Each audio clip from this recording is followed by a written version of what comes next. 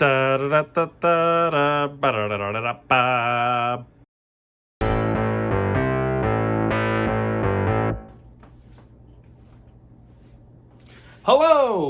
Welcome again to another edition of this. Today we're going to be talking about, of course, My Cousin Vinny, starring Karate Kid and Spider-Man's aunt, Marissa Tomei, and then Herman Munster, and Goodfellas.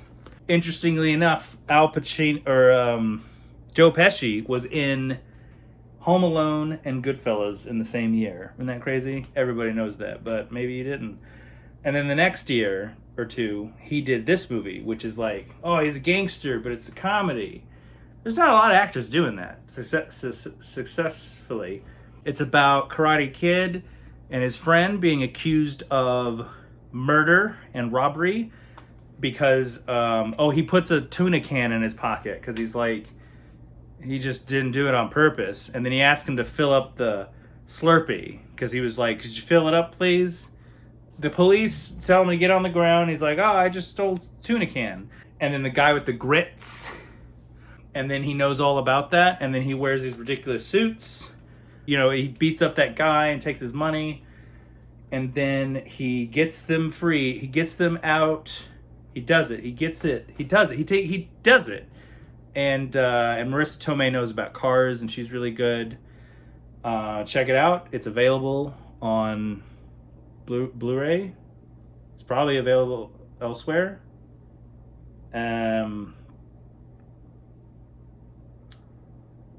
Joe Pesci won an Oscar for a different movie. What up, fam? You know what time it is. It's time for Jono to talk about the movies, because today we're gonna get started. We're gonna jump right in. We're gonna talk about one of my favorite. This one, White Men Can Jump. It stars Wesley Snipes as a basketball guy, and Woody Harrelson and Rosie Perez. She plays an annoying girlfriend. Woody Harrelson and Wesley Snipes become con men who, they're like the pool shark version of basketball people, hustlers. Not like the Dirty Mag though. That's a different guy. So White Men Can't Jump stars Woody Harrelson as a guy who's trying to get money because he has a loan shark. It's another loan shark movie, and Rosie Perez wants to go on Jeopardy or something, and then they go to the basketball, and then Woody Harrelson is white, and he's like, I'll give you all the money if you can do a slam dunk, and he can't do it, but then at the end of the movie he does it. Spoiler. And they win, and Rosie Perez is there. She has this line in the movie where she's mad, and she says, the pizza's cold and the wine is warm. You know, she goes on Jeopardy and wins the money, and I give it a star. I give it a thumbs up out of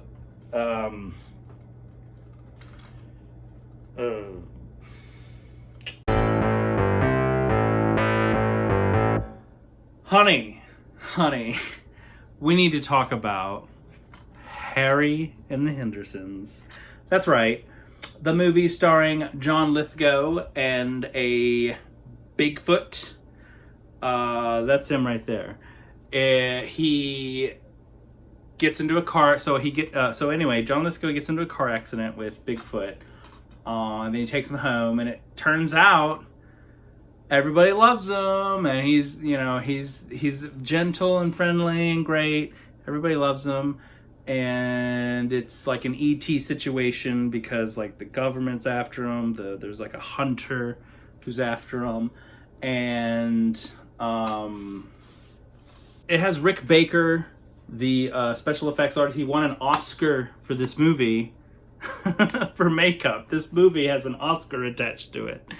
For makeup, which it looks amazing. and Rick Baker, who did a lot of werewolf stuff. He did American Werewolf in London. He did The Howling. He did the makeup for Gremlins 2. I mean, he's all over the place. He did the makeup for Martin Landau for Bela Lugosi and Tim Burton's Ed Wood. So check out Harry and the Hendersons. What was I going to say about this? It's really good.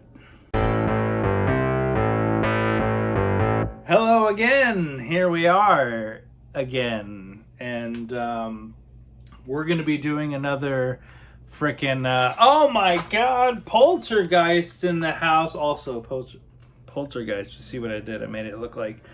Anyway, a Poltergeist starring Coach from the show Craig T. Nelson, and also the little girl who died at a young age. And we all know why, because of the curse.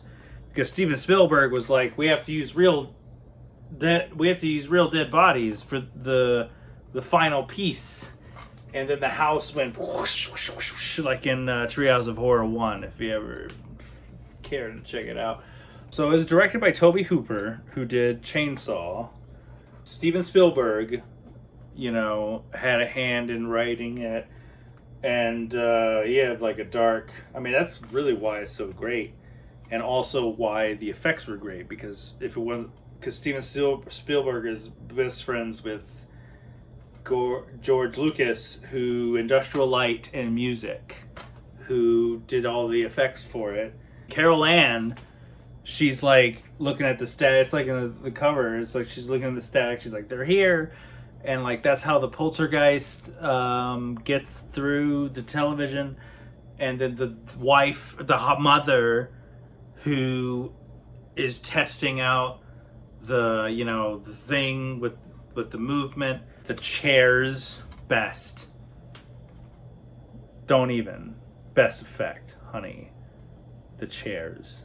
Practical. All practical. Fuck you, Sam Raimi, with the remake. Fuck you, Sam. They killed the poltergeist and won, and then the house collapsed, like I said earlier. So, check it out or whatever. Also, Poltergeist 2 and 3, which, is not as good as this, but... we're going to talk about it anyway, because Poltergeist 2 had the old man in it. I think he might have been in the first one too, I don't remember, but he was in this one. It was raining, and he's all like, let me in. And he's like 100 years old, and his teeth are all like, oh man, I'm like seriously Children of the Corn grown up. And then the third one, there's that freaky mirror sequence where they're in the mirror, but they're not in the real. And also you're like, fucking, who are these people? And then the girl is on the ground and she's like, ah! And then she's like, wet, like she came from a swimming pool. Because there's a swimming pool situation. Oh no, because the parking garage with the puddle of water. And then they're in the room with all the stuff. And it's, what's his name? Tom Skerritt. Then it's like, oh, it's a double. The mirror world is different. I mean, Poltergeist 3 is worth watching. It's like really stupid. Whatever, dude. You just look it up on the internet, dude. And then, fuck, what happened in the second one? I don't even remember what happened fucking in the second one.